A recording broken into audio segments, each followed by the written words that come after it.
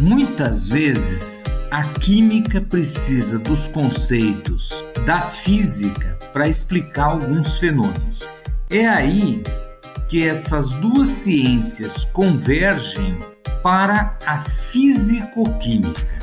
Por exemplo, você já estudou na química e a gente acabou de rever nas nossas aulas os gases perfeitos ou ideais, equação de Clapeyron, equação geral dos gases, transformações gasosas, com os seus gráficos. Se a gente juntar isso aos conceitos físicos de energia cinética, energia potencial, trabalho e mecânica estatística, por exemplo, a gente tem a termodinâmica, que é o assunto da nossa aula de hoje. O que se vê aqui são 3 recipientes contendo gases diferentes. Qual a diferença entre esses gases que estão representados aqui? Você vê que neste primeiro recipiente os gases são monoatômicos, a molécula é formada por apenas um átomo. Nesse segundo recipiente, o gás é diatômico, ou seja, cada molécula é formada por 2 átomos, como por exemplo oxigênio. E neste recipiente aqui, você nota que o gás é triatômico. Cada molécula é formada por 3 átomos, como por exemplo o CO2. Se você comparar os movimentos, as moléculas do gás monoatômico só possuem movimento de translação. Já olhando o gás diatômico e o gás triatômico, você vê que além do movimento de translação, as moléculas também possuem movimento de rotação.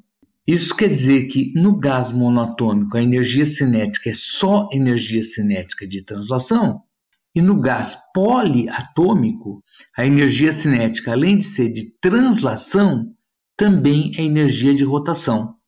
Com o objetivo de simplificar o estudo, cria-se a definição do gás perfeito ou ideal. O primeiro pré-requisito é que ele seja monoatômico. Para quê?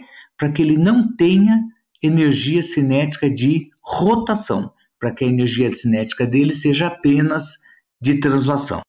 Por outro lado, cada uma dessas moléculas tem massa. Então, se você pegar qualquer par de molécula, elas têm entre si um negócio chamado energia potencial gravitacional.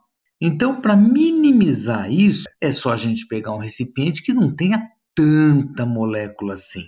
Em outras palavras, vamos considerar um recipiente a baixa pressão. E aí as moléculas vão estar tão distantes uma das outras que a energia potencial pode ser desprezada quando comparada com a energia cinética. Termodinâmica. Agora, o que vem a ser termodinâmica? Como o nome diz, termo se refere à energia térmica e dinâmica envolve a energia mecânica. Na termodinâmica, a gente vai relacionar a energia térmica de um gás com a energia mecânica das suas moléculas. A energia interna de um gás, que vai ser representado pela letra U e que é definido como sendo a soma da energia cinética de todas as partículas componentes de um gás. A energia interna de um gás é a soma dessa quantidade imensa de m vezes v ao quadrado sobre 2.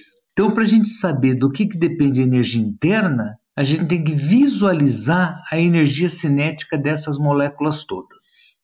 Aqui a gente está vendo então um recipiente que tem um certo número n de moléculas que ocupam um certo volume, portanto, logicamente, aqui dentro você tem uma certa pressão e você está vendo aqui que essas moléculas têm uma determinada temperatura. Observando a velocidade com que elas estão se deslocando, a gente tem uma ideia da energia cinética de cada uma dessas moléculas. Agora, do que depende essa energia cinética? Será que depende da pressão, do volume, da temperatura? Então, vamos fazer o seguinte. Vamos aumentar o volume mantendo essa temperatura. E, lógico, aumentando o volume diminui a pressão.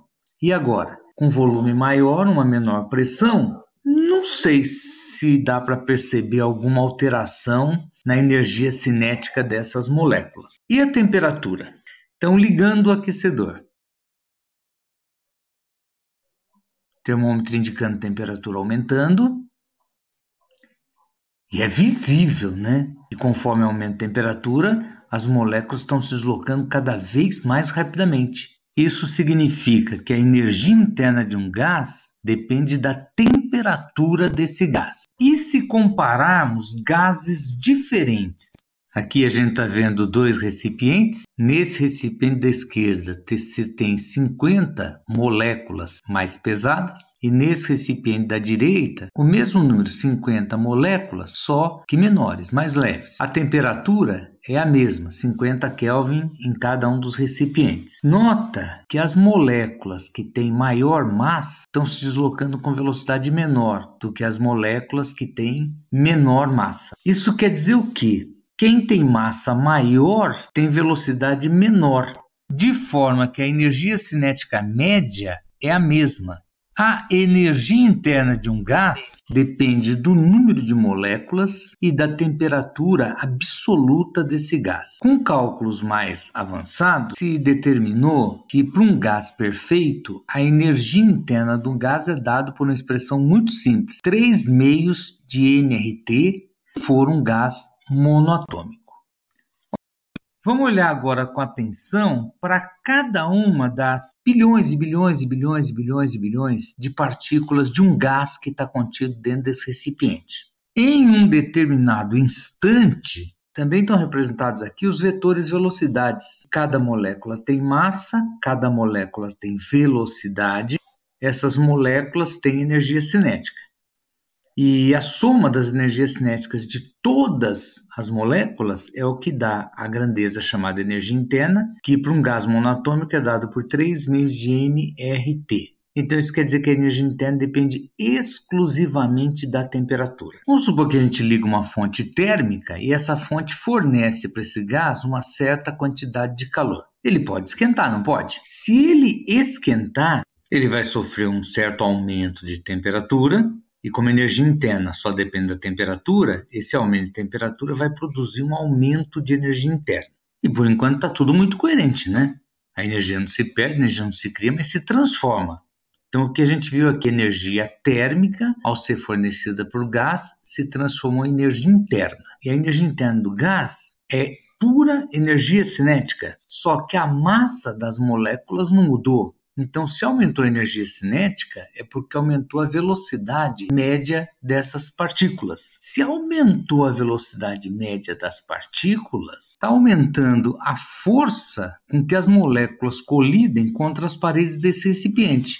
A parede do recipiente pode sofrer um deslocamento. Tu lembra alguma coisa? Trabalho.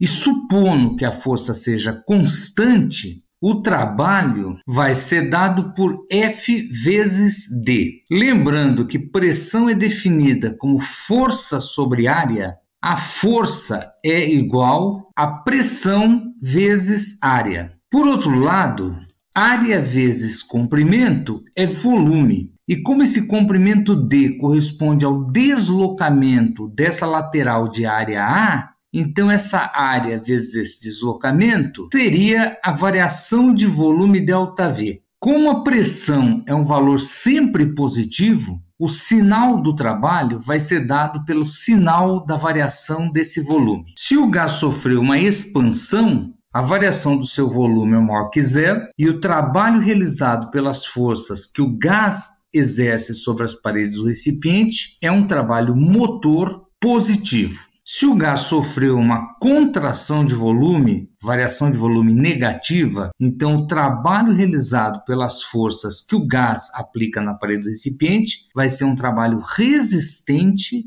negativo. Claro que se a variação de volume for nula, o trabalho também o será. Como o trabalho realizado por um gás ou recebido por ele depende da pressão e do volume, no diagrama de Clapeyron, o trabalho também vai ser dado numericamente pela área sob a curva.